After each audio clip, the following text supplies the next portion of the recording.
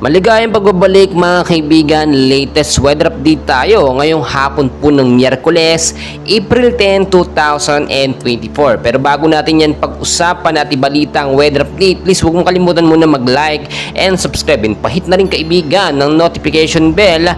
Maraming salamat po. Ang hypnosis natin ngayon kaibigan, meron po tayong binabantayan na easterlies or etong mainit na hangin galing sa Karagatan Pasipiko ang siyang nakakapekto sa ilang bahagi ng ating bansa.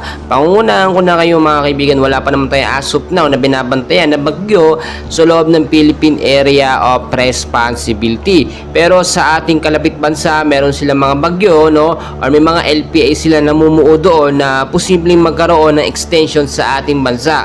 So malayo naman ito pero tinitignan natin yung posibilidad na ito yung magbago ng direksyon at dumaan sa ating bansa. But as of now, cleared naman at wala pa namang nakakaapekto na bagyo or LPA sa ating bansang Pilipinas. Mga kaibigan, narito po ang ating forecast weather condition, yung mga lugar po na apektado nitong easterlies at ilang mga localized thunderstorm.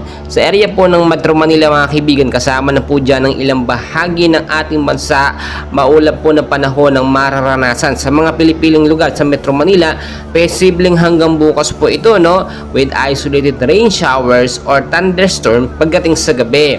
Tulad po yan ng easterlies mga kaibigan, impact po nito posibleng pagbabaha sa mababang lugar at landslide naman sa mataas na lugar. Mga kaibigan, kakatapos lamang nung total solar eclipse itong nakaraang araw nga po, no, at tinitignan din ng ilang mga mamamayang Pilipino yung posibleng maging epekto nito. And as of now, salamat sa Diyos dahil wala namang nagiging epekto ito. Pero tulad po ng pinapaalala ng mga nakakatanda, mas magandang maging handa po tayo anumang oras. Tulad na lang sa posibleng lindol, posibleng super typhoon na tumama sa ating bansa, earthquake, mga tsunami sa iba't ibang mga bansa, pinaghahandaan po yan. Mas maganda na nakahanda tayo kaysa nakakampante lamang tayo na hindi natin iniisip na walang mangyayari.